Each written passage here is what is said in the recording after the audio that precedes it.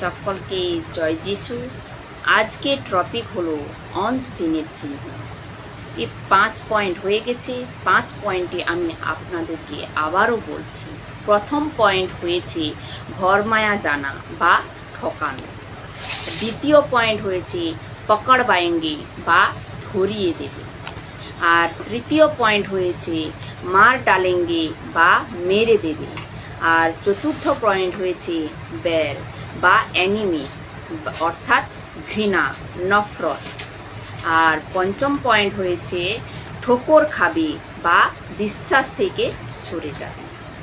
এখন এখান থেকে মুসিবত আরও বাড়বে। এখন আসছে 6 পয়েন্ট। এর যে পয়েন্ট রয়েছে এখান থেকে আপনার টিচিংয়ের লেভেল কতটা ও পরীক্ষা করতে হবে, কেননা আসছে 6 পয়েন্ট। এখন এই টিচিংয়ের মামলা। তো 6 পয়েন্ট হলো ঝুটে ভবিষ্যদ্বক্তা বা মিথ্যা ভাববাদী। মথি 24 অধ্যায় 11 নম্বর বাক্যে রয়েছে। দেখুন বাক্যে কি বলছি। অনেক ভণ্ড ভাববাদীর আবির্ভাব হবে যারা বহু লোককে ঠকাবে। এর অর্থ হলো এই যে এদের যে টিচিং, তো আমি কি বলেছিলাম আপনার টিচিংয়ের লেভেল কতটা ও পরীক্ষা করতে হবে। তো আপনার টিচিংকে মজবুত করতে হবে, রুটেড করতে হবে। তো মিথ্যা শিক্ষা বহতি ফেলবে, কাল্ট টিচিং বহতি ফেলবে। তো এর অর্থ হলো আপনার টিচিংকে মজবুত করতে হবে। তো ছেলে বা মেয়ে যেই হোক না কেন, মসিহ বিশ্বাসী বা যিশুর পেছনে চলা ব্যক্তি, স্যার ম্যাডাম, আপনি আপনার টিচিংকে মজবুত করুন। আপনার বাইবেল, আপনাকে কি করতে হবে? বাইবেল স্টাডি মজবুত করতে হবে। আমাদের যে এই যে বাইবেল রয়েছে, এই বাইবেলের এক এক বাক্য সবকিছু কি করতে হবে? মজবুত করতে হবে। যতটা পারেন আপনি স্টাডি করুন। ঘন্টাভর বসুন, ঘন্টাভর প্রভুর কাছে বসুন, শিখুন। আপনি চাকরি করেন, বিজনেস করেন, আপনি স্কুল কলেজ করেন, এরপরও যতটা টাইম মিলে বসুন প্রভুর কাছে। তো আপনার যে টিচিং ও পরীক্ষা করা হবে। কেননা মিথ্যা শিক্ষা বহতে ফেলবে। আপনি কি ওর জন্য তৈরি রয়েছেন? আমি আপনাকে জিজ্ঞাসা করছি, যখনই জানতে পারেন যে কোনো তো গড়বড়ি চলছে, তো আপনাকে তুরন্ত বুঝে নিতে হবে কি আপনি টিচিংয়ে ভালো। কেননা টিচিংয়ে অ্যাটাক হবে, জিজেস বলেছেন। এরপর আসবো 7 নম্বর পয়েন্ট। 7 নম্বর পয়েন্টে বলছে যে অধর্ম বাড়বে, অধর্ম বাড়বে। আনরাইচিয়াস, মথি 24 অধ্যায় 12 নম্বর বাক্যে বলছে অধর্ম বেড়ে যাওয়ার ফলে অধিকাংশ লোকেদের মধ্যে থেকে ভালোবাসা কমে যাবে। এখন অধর্ম বেড়ে যাবে, তখন ভালোবাসা কমে যাবে। এখানে যিশু কেন বলেছে যে ভালোবাসা কমে যাবে? এর কানেকশন কোথা থেকে আমি আপনাদেরকে বলছি। অধর্মের কাজ চরম সীমা হবে। অধর্মের কাজ আপনারা বুঝতে পারছেন যে মসজিদে হয়ে, সেবক হয়ে, পাস্টার, বিশপ, অ্যাপোস্টল, কিন্তু এরা কি বাড়াবে? অধর্ম বাড়াবে। এ লোক অধর্ম বাড়াবে, যা আনবিবলিক্যাল, এ এখন বাড়বে। তো ভালোবাসা কমে যাবে। যখন অধর্ম বাড়বে তখন ভালোবাসা কমে যাবে। এর কানেকশন কেন দিয়েছি আমি বলছি। এর অসর ভালোবাসা আর কাজের ওপর পড়বে। কেননা আমি আপনাদেরকে বলছি প্রকাশিত বাক্য বা উদ্ঘাটন 2 অধ্যায় 4 আর 5 নম্বর বাক্যে রয়েছে। দেখুন কি বলছি। তবু তোমার বিরুদ্ধে আমার এই অভিযোগ আছে, তোমার যে ভালোবাসা প্রথমে ছিল তা তুমি হারিয়ে ফেলেছ। 5 নম্বর বাক্যে বলছে তাই তুমি চিন্তা করে দেখো কোথা থেকে তোমার পতন হয়েছে। অনুতাপ করো আর শুরুতে যেসব কাজ করতে তাতে ফিরে যাও।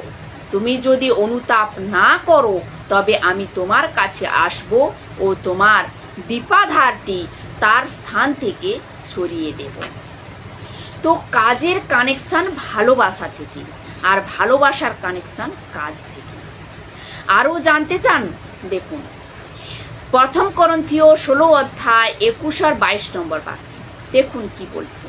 আমি পৌল, আমি নিজের হাতে এই শুভেচ্ছা বাণী লিখে পাঠালাম। প্রভুকে যে ভালোবাসে না তার উপর অভিশাপ নেমে আসুক।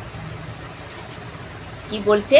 প্রভুকে যে ভালোবাসে না তার উপর অভিশাপ নেমে আসুক।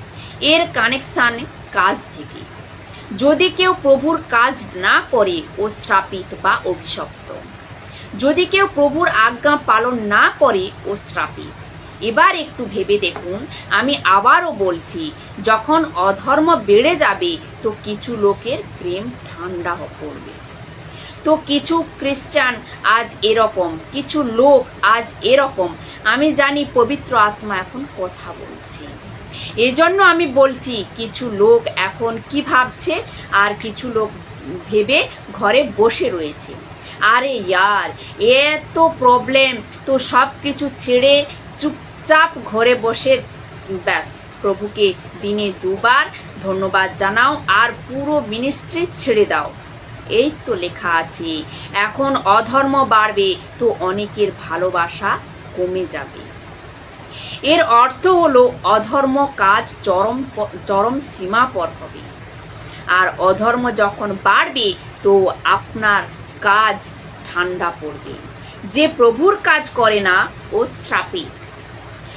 তো আমি আবার বলছি, আমরা এখন এমন এক দুনিয়াতে এসে গেছি, এদিকে যাই তো গর্ত, ওদিকে যাই তো গর্ত, পেছনে যাই তো গর্ত, সামনে যাই তো গর্ত, অর্থাৎ চারিদিকে মুসিবত, প্রবলেম। তা আপনি কি করবেন? হেরে গিয়ে হাত পা গুটিয়ে বসে থাকবেন, নাকি চেষ্টা করে এই মুসিবতকে পেরিয়ে যাবেন? এই তো বলছে যিশু, আমার কাজ করো, তোমাকে সংসারের ক্লেশ, আমি সংসারকে জিতে নিয়েছি। কিন্তু যিশু বলে কি, তনুশ্রী আমার কাজ করো, আর যতক্ষণ আমার কাজ করবে আমি তোমার সাথে রয়েছি। তুমি যখন আমার কাজ করবে আমি তোমার সাথে রয়েছি। ধরুন এখন আমি প্রভুর সঙ্গে কথা বলছি, প্রভু আমি তোমার কাজ করব, কিন্তু কোনো বিরোধ যেন না হয়। এ কি পসিবল?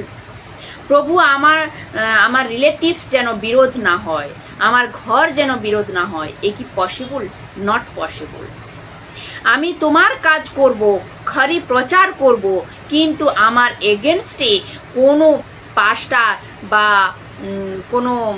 কোনো পাস্টার না আসে, আমার এগেনস্টে কোনো পাস্টার না আসে, শহরের লোক আমার এগেনস্টে না আসে।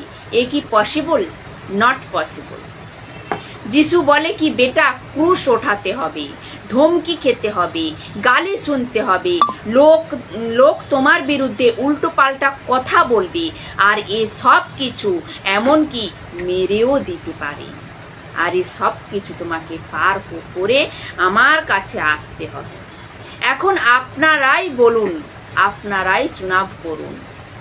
আমি প্রায় বলে থাকি, হয় এদিকে নয়তো ওদিকে। এর পরের ভিডিওতে আসবো আর যে 4টি বাক্য যে রয়েছে ওই সব নিয়ে 8, 9, 10, 11, 12 এই 4টি পয়েন্টের উপরে কথা বলবো।